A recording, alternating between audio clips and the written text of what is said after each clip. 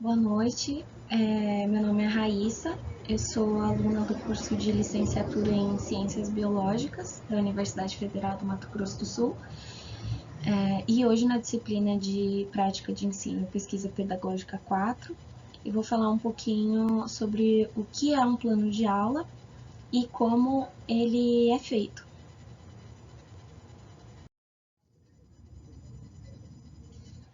Então, um plano de ensino, eu trouxe alguns tópicos aqui para a gente falar um pouco mais aprofundado. Eu vou falar sobre o que é a importância de um plano de aula e como a gente pode fazer. O plano de ensino, também conhecido como plano de aula, né, mais comumente conhecido como plano de aula, é um documento em que o professor planeja o conteúdo que ele vai ensinar. Ele decide o tema dessa aula, que na maioria das vezes, né, quando a gente vai dar aula em uma escola, esse tema da aula já vem ali inserido, né, no plano semestral da escola, ou anual, ou trimestral, ou bimestral, depende da forma que a escola adequou. A metodologia que vai ser utilizada, isso fica um pouco mais por conta do professor, é um pouco mais livre, dependendo da escola também, que será utilizada, e como esse professor vai avaliar o aprendizado desses alunos, e também as referências bibliográficas que ele usou nesse processo de criação, incluindo outras informações.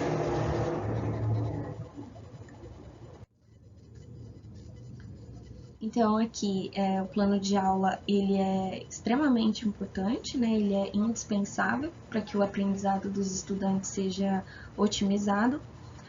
E é por meio desse plano de aula que os alunos vão conseguir entender melhor a aula, que o professor, na verdade, vai conseguir adaptar melhor a didática dele, que o professor vai conseguir manusear aquela aula de forma que seja mais clara possível e mais fácil de entendimento dos alunos. Então, o conteúdo que está ali sendo proposto pelo professor, ele vai ser entendido e absorvido pelos alunos diante daquela didática que o professor escolheu colocar, né? Então, por exemplo, na criação do plano de aula, primeiramente a gente faz baseado no tema, né, da aula, do assunto que vai ser abordado ali com os alunos, variando de uma série para outra, né? Baseado também na BNCC, nas referências que a gente tem ali das habilidades da BNCC. E aí a gente pode montar a metodologia, quais são os recursos didáticos que a gente vai usar, se vai ser uma aula por PowerPoint, se vai ser uma aula, né, com uso de slides, se vai ser passado vídeo, se vai ser uma aula mais interativa, se vai ser uma aula de apresentação, uma roda de conversa, se vai ter parte prática, se vai ser só teoria, se vai ser, por exemplo, sala de aula invertida, que muitos professores têm sido adeptos dessa técnica ultimamente, porque é uma forma legal dos alunos entenderem e explicarem também aquilo que eles entenderam do tema. E o professor ali também sabe quais são as maiores dificuldades que a turma ou o aluno em específico tem enfrentado. Então, todas essas atribuições, elas cabem na formação de um plano de aula. Então, aqui eu trouxe em alguns tópicos, né, de como esse plano de aula ele pode ser montado.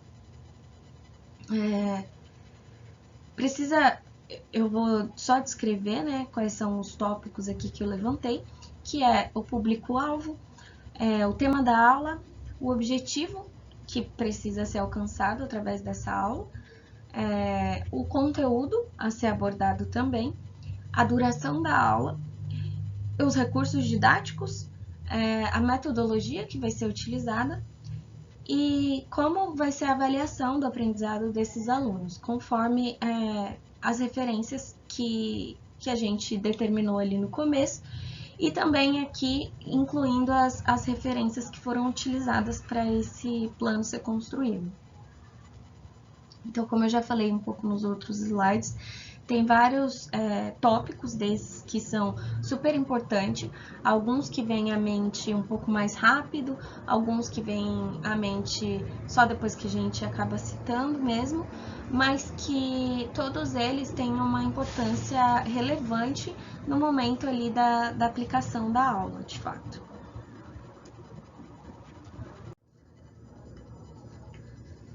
Então, aqui, esse primeiro tópico, que é a reflexão sobre o público-alvo, sabe-se que cada turma demanda uma abordagem diferente, né? O ensino se torna mais eficaz quando a gente monta um plano de aula baseado ali na realidade cultural dos alunos que a gente está trabalhando, econômica, física também de determinados alunos, porque a gente vai atiçar o interesse deles naquela temática e isso torna mais fácil o aprendizado.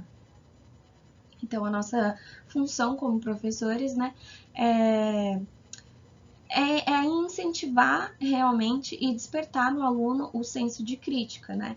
Então, tudo que está sendo proposto ali para esse público-alvo, né, para essa turma, para essa sala de aula, é com a intenção de que esses alunos tenham interesse despertado, que esses alunos se sintam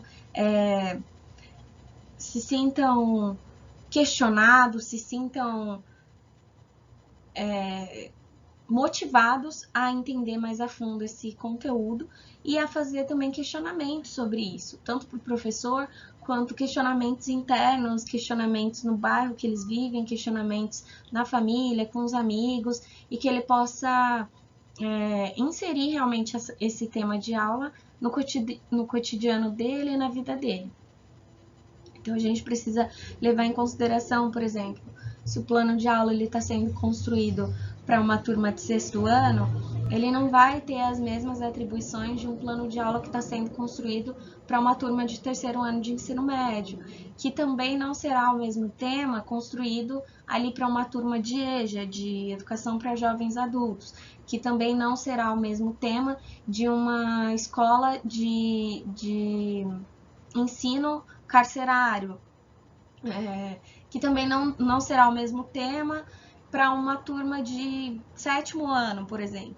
Então, a gente tem diversos públicos, né, alvo ali de ensino, um plano de ensino que será diferente também, num cursinho, por exemplo, numa aula de universidade. Todos esses públicos, eles exigem planejamentos e montagens de aula diferente ali, de acordo com as atribuições de cada um. Então, a gente precisa levar em consideração também as questões físicas e psicológicas dos alunos que estão ali.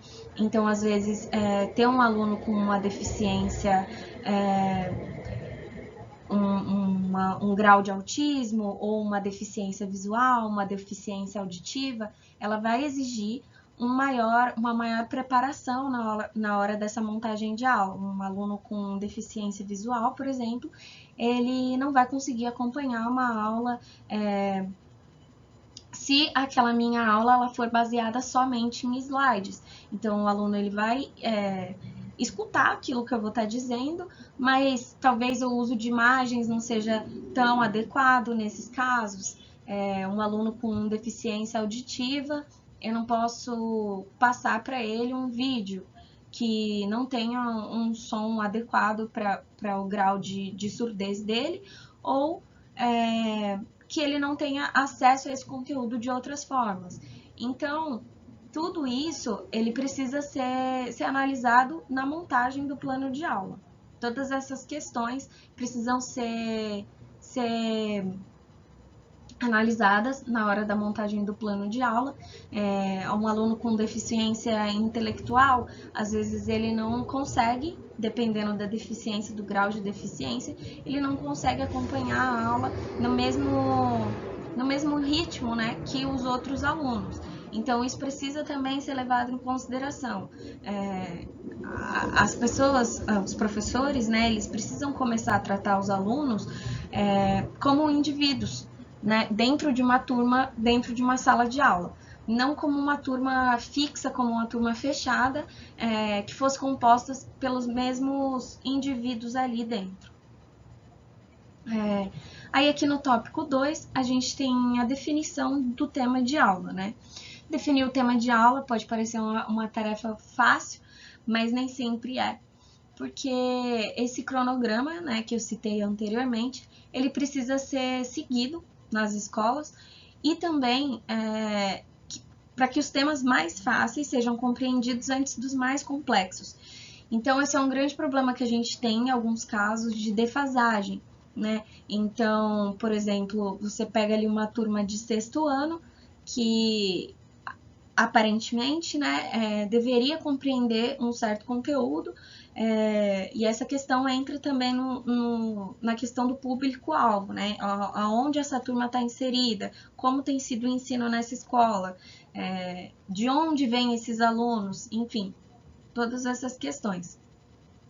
Porque, por exemplo, pode chegar um aluno no 6º ano que a gente compreende que deveria ter um certo conhecimento de uma temática que já deveria ter sido ensinada, abordada nos anos anteriores, mas que talvez não tenha sido abordada nos anos anteriores, ou que tenha sido abordada de forma rasa e esses alunos não tenham conhecimento tão aprofundado sobre o tema.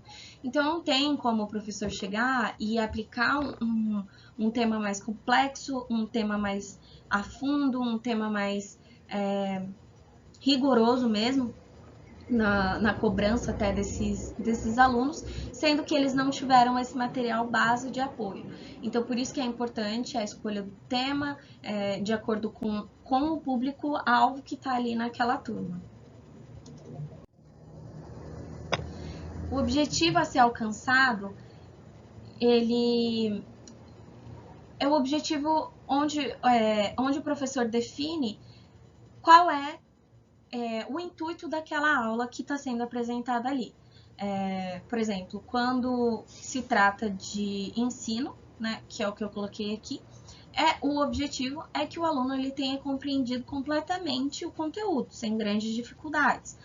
Ou que quando existam dificuldades maiores, esse aluno ele possa tirar essas dúvidas através do conteúdo que foi lançado, né, através das apostilas ou das anotações em sala de aula que o professor escreveu na lousa ou que ele pediu para os alunos escreverem.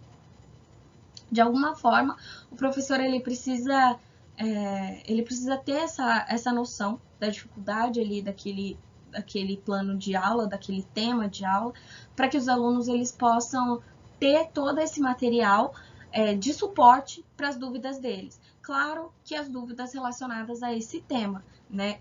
Muitas das vezes surgem dúvidas que não foram mencionadas em sala de aula, porque um assunto puxa o outro, enfim, etc. Mas que o objetivo dessa aula seja cumprido. Então, por exemplo, se eu dou uma aula falando sobre lixo e reciclagem, o meu objetivo é que os alunos saiam daquela aula com uma consciência maior a respeito desses temas, que ele saia daquela aula querendo ser um aluno que produz menos lixo, que ele saia daquela aula querendo separar o lixo na casa dele do que é orgânico, do que é reciclável, que ele saia daquela aula sabendo quais são as diferenças de um lixão e de um aterro sanitário, por exemplo. Então, esses objetivos eles são traçados no momento da montagem de aula, para que o foco daquele professor seja também colocado em relação a esses objetivos. Então, aqui tem a definição do conteúdo a ser abordado, né, que vai ser através do tema também. Através da definição do tema, a gente define quais são os conteúdos que serão abordados. Por exemplo, o conteúdo possui 3 bases, que é a conceitual, onde o aprendizado é teórico sobre esse tema, que vai ser o aprender a conhecer, né?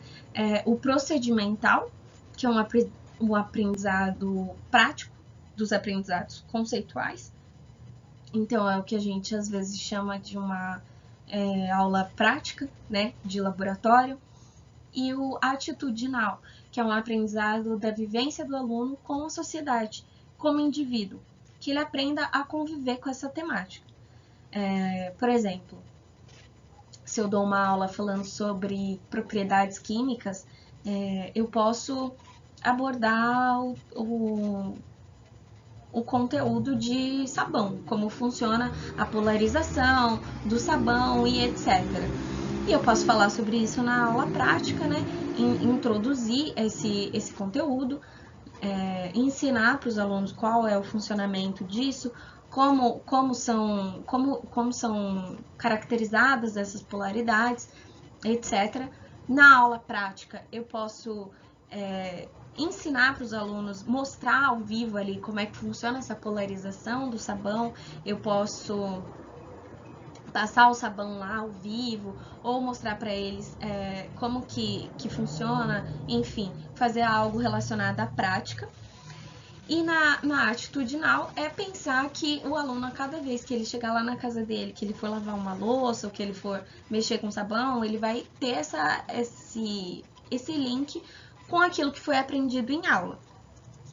Nesse exemplo do lixo que eu acabei de dar, eu posso falar sobre o lixo e reciclagem na sala de aula, eu posso ensinar para os alunos ali na aula teórica qual que é a importância da reciclagem, qual que é a diferença entre os aterros sanitários, os lixões, qual que é o grau de pegada de carbono que a gente tem. Enfim, eu posso entrar com vários conceitos aqui numa aula prática. Numa aula teórica, perdão. Numa aula prática eu posso talvez montar uma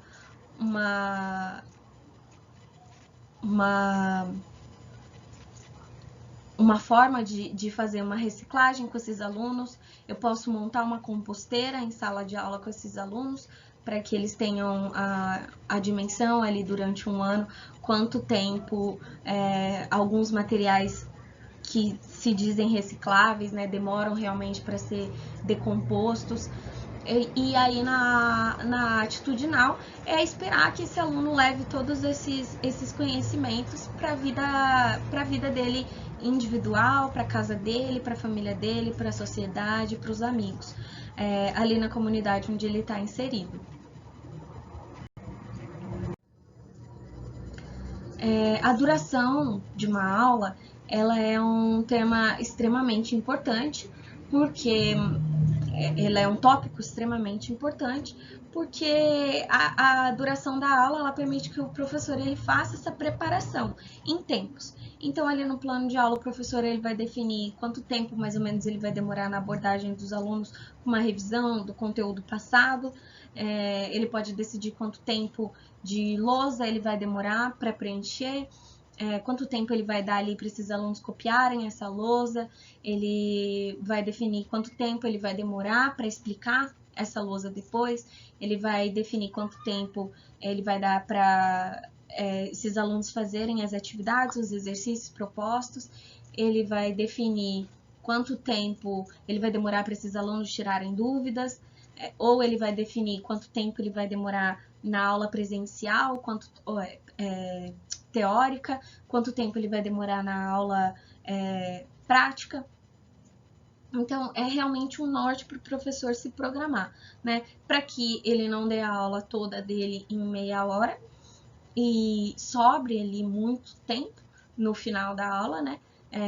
Ou então que ele abra uma discussão ali no final da aula, que seja o objetivo dele realmente fazer uma troca maior com esses alunos, mas é um tempo que ele vai saber que ele vai demorar para isso. Por exemplo, ele pode definir que numa aula de 40 minutos ele vai demorar 20 minutos ou 10 minutos para abordar um conteúdo ali, e o restante do tempo ele vai usar para discutir essa ideia, esse conteúdo e esse tema com os alunos, com as experiências que os alunos têm a respeito disso, com a abordagem que os alunos preferem, enfim. É uma troca constante que precisa existir entre professor e aluno para que o conhecimento de fato seja eficaz.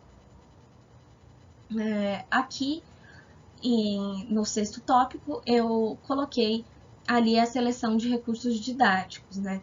Então, é fundamental para os professores que a atenção dos alunos ela seja captada e que eles sintam essa curiosidade de aprender, né? Então, os materiais de apoio, eles são recursos didáticos que são imprescindíveis para a montagem de uma aula.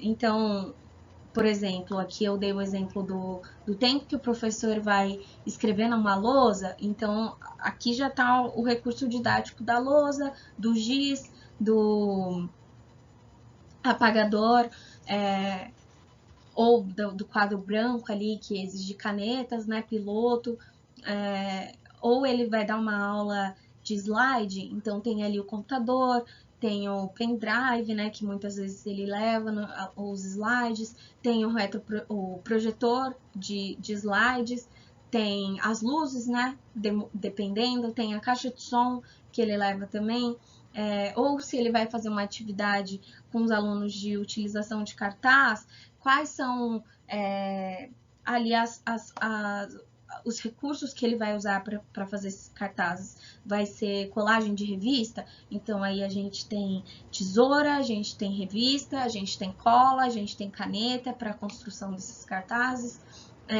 Se forem desenhos, as mesmas coisas, né? A gente tem caneta, borracha, lápis coloridos ou canetas coloridas, enfim. Se eu for querer fazer um teatro, tem a utilização dos recursos didáticos, vão ser todo o parâmetro ali do teatro, né? Toda a compostura disso, os figurinos, a iluminação, o som, a montagem desse roteiro, a escrita desse roteiro, como que vai ser definido tudo isso. Então, tudo isso faz parte dos recursos didáticos do professor, né? E também fazem parte desses recursos didáticos as fontes bibliográficas que esse professor usou para ter essa aula. Às vezes ele vai apresentar um slide, mas ele vai colocar ali um vídeo no final. Então, tá ali o material didático também, que é o YouTube ali, aquele vídeo que ele tá colocando, o computador, enfim. Tudo isso é recurso didático. E aí a gente conta também com esses recursos estarem disponíveis na escola, né, na hora de uma apresentação. Então, isso tem que ser sempre visto, porque, por exemplo, não dá para eu querer fazer um teatro numa escola onde não tem nenhum recurso didático para isso, a não ser que eu me responsabilize individualmente, enfim, pessoalmente, para levar todos esses recursos para essa turma poder vivenciar essa prática. Mas todos esses recursos provenientes da escola, né, eles precisam ser levados em consideração com o que existe e com o que não existe ali naquela escola.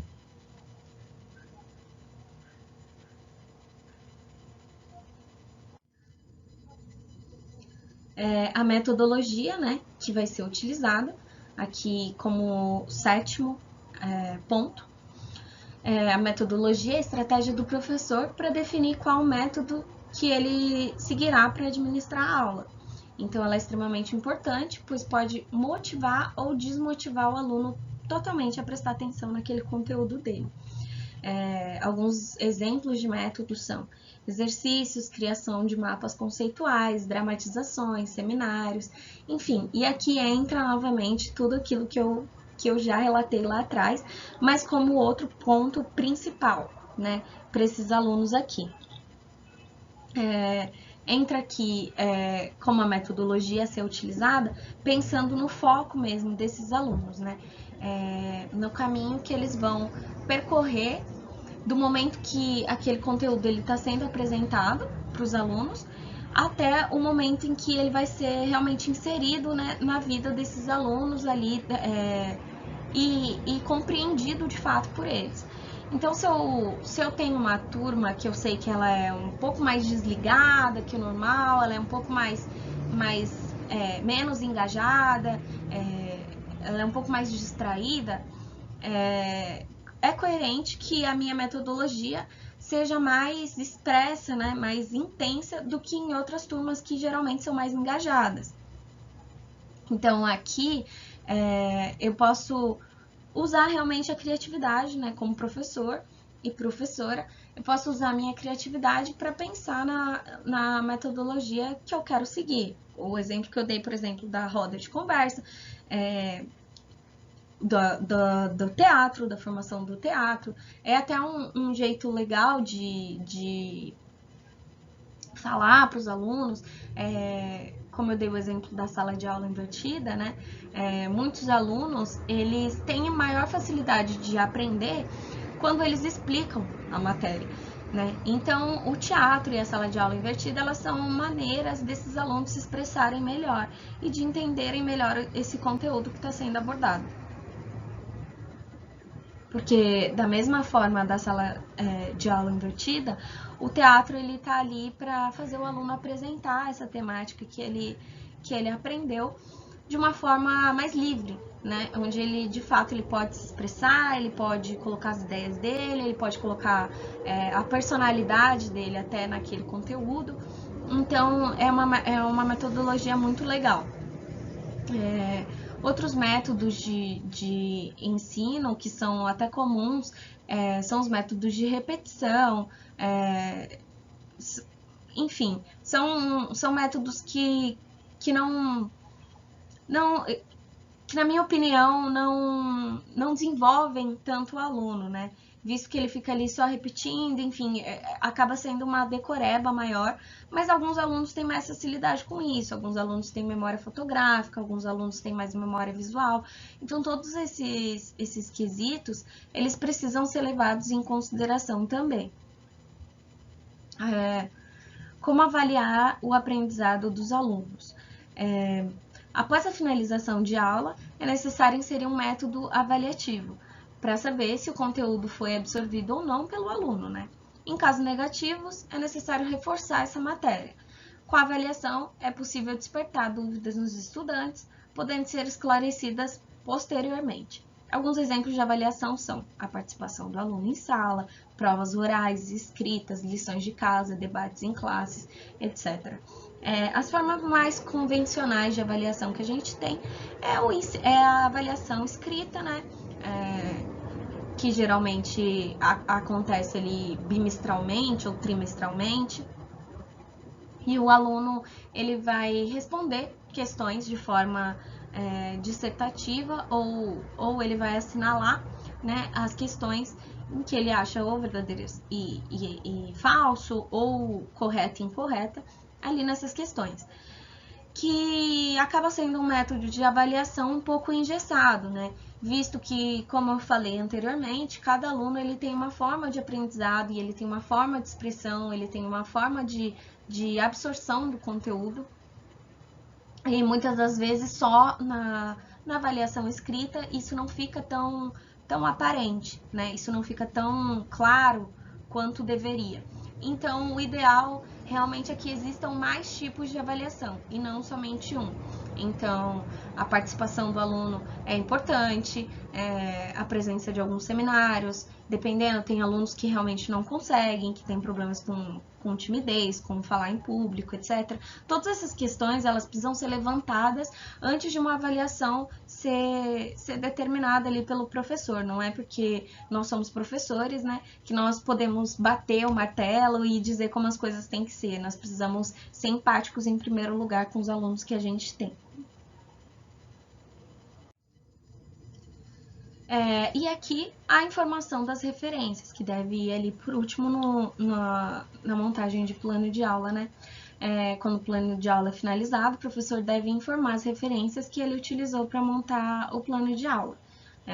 Os livros que ele leu, as apostilas, os artigos, vídeos ou qualquer outro tipo de conhecimento que foi retirado de outro lugar, né? E não uma bagagem dele, deve estar incluída no plano de aula também.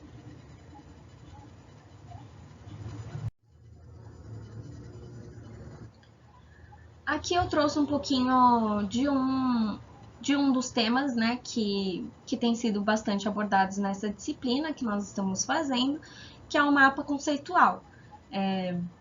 Poucas matérias antes dessa eu tinha tido contato com o mapa conceitual. Na verdade, acho que eu tive contato com o mapa conceitual em apenas uma disciplina, antes dessa, que é um pouquinho diferente de um mapa mental, que é o que a gente está um pouco mais acostumado a ver, que alguns alunos têm até maior facilidade de fazer, porque alunos até que têm uma memória fotográfica maior, gostam bastante do mapa mental, porque ele realmente facilita ali a visualização. O mapa conceitual ele também tem o intuito de facilitar a visualização de ideias, mas ele funciona como se fosse um resumo e não só bater o olho e enxergar ali algo que está tendo. Então, eu trouxe alguns exemplos aqui.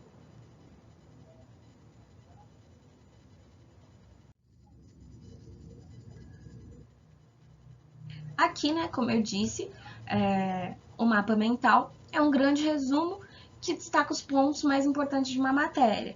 Isso auxilia ali o estudante, né, a fazer associações de um tema facilmente, ali, como a ideia do mapa mental que eu falei também. Essa técnica de estudos ajuda a organizar alguns detalhes, né, e a memorizar também os principais tópicos ali de um assunto. Então,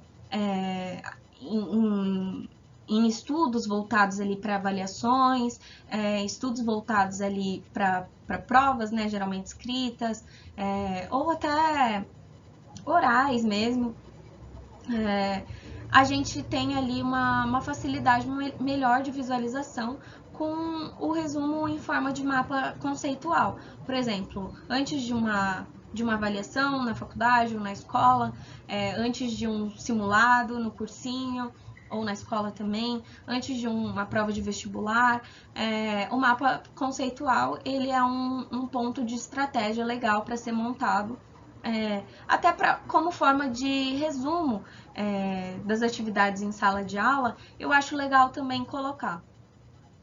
Por exemplo, um professor ele pode usar um mapa conceitual para finalizar um assunto abordado em sala de aula antes de aplicar uma avaliação, por exemplo, para que as dúvidas que iriam talvez aparecer na avaliação e seriam corrigidas só depois, possam ser corrigidas antes dessa avaliação. E os alunos não cheguem com tantas dúvidas para fazer essa avaliação. A ideia da avaliação é que avalie realmente o conhecimento dos alunos até então. Então, quanto maior o conhecimento deles, ao chegar na avaliação, melhor, tanto para o aluno quanto para o professor, que vai ter ali menos dificuldade em entender quais são os maiores pontos ali de dor dos estudantes.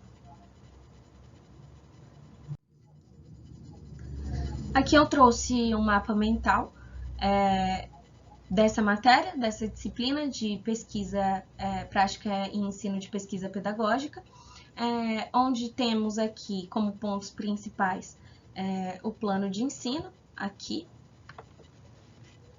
plano de ensino como ponto principal, a biologia, que é o curso que nós vivemos aqui, a sociedade e a cultura, que estão intrínsecos, né, sempre na biologia e na parte de licenciatura. Nós temos aqui no meio desse caminho a sociedade e a cultura. E a didática, que é a base da licenciatura e de qualquer outro ensinamento, né? Então, nós temos aqui o plano de ensino como um dos tópicos principais. O que nós temos? O tempo de aula, o tema, o objetivo, os objetivos, a avaliação, os recursos utilizados, os parâmetros curriculares, né, da BNCC, as referências, que é basicamente o que eu trouxe aqui nessa aula. Dentro da avaliação aqui nós temos em tópicos os testes, os debates, os exercícios, participação em aulas, seminários. Aqui nos materiais de apoio nós temos sinalizados um projetor, os cartazes, um quadro bem montado, uma lousa bem feita, né? Aqui no seguinte tópico de biologia, nós temos um tópico aqui de impacto às poluições marítimas. Nós temos aqui conservação versus desenvolvimento, nós temos serviços ambientais, que são temas aqui muito importantes. Aqui no tópico de sociedade e cultura nós temos a identidade profissional, as relações de gênero, a reflexão crítica, a multiculturalidade, a bioética, que abrange a política e a educação, E aqui no tópico de didática nós temos a teoria versus a prática, né? Que na verdade se complementam aqui, a construção entre a escola e a comunidade. Então, aqui nesse mapa mental, nós conseguimos ter uma visão ampla de todos os pontos que foram conversados durante essa disciplina, e nós conseguimos aqui fazer links mentais, só de ler esses tópicos, com os temas que foram abordados em sala de aula, ou em discussões, ou que foram estudados individualmente. Aqui a gente consegue ter essa facilitação para que a memória seja ativada, digamos assim.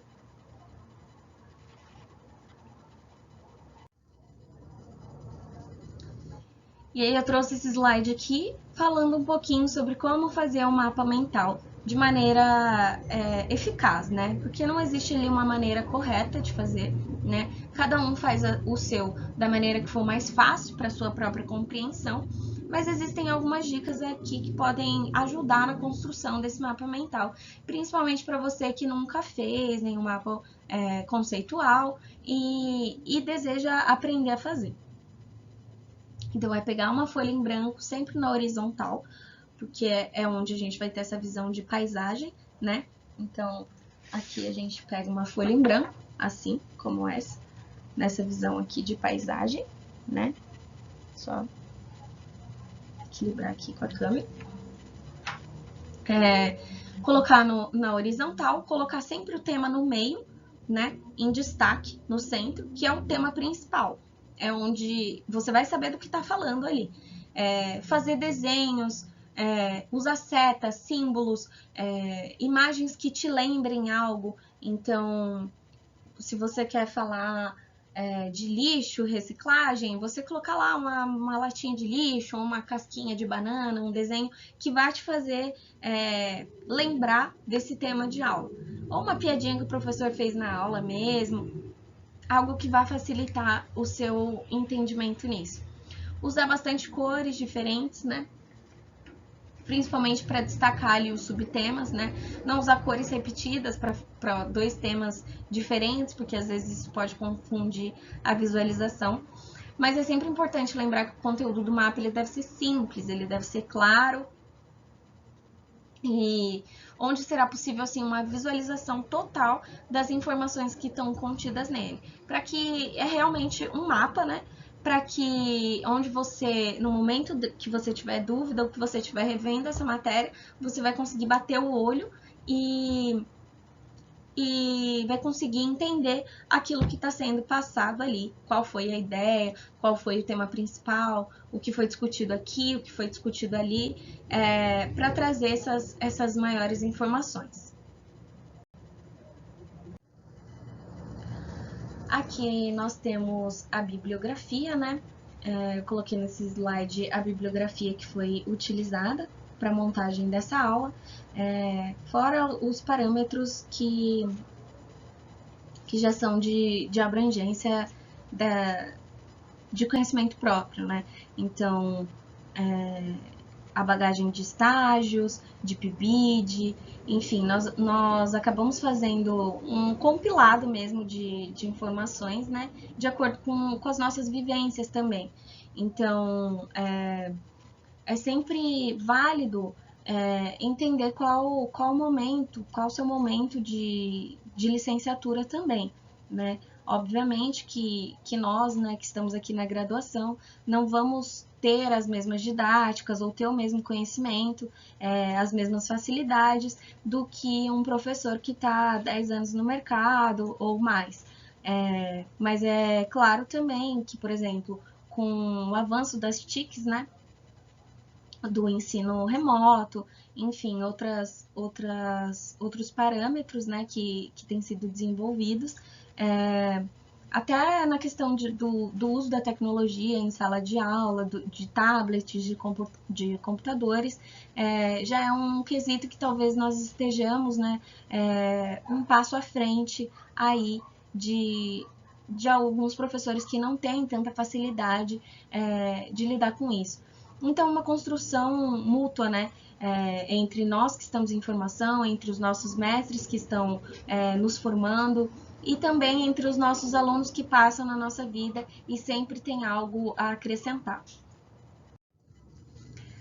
Então, aqui, meu muito obrigada a essa matéria. Espero que tenha sido bom de alguma forma, né? Que possa ajudar alguém de alguma forma essa aula, essas indicações, esses pontos, né? Que eu coloquei aqui. E é isso. Muito obrigada. Até a próxima. E todos esses quesitos, eles são extremamente importantes no uso da didática em sala de aula, nós não podemos nos esquecer disso.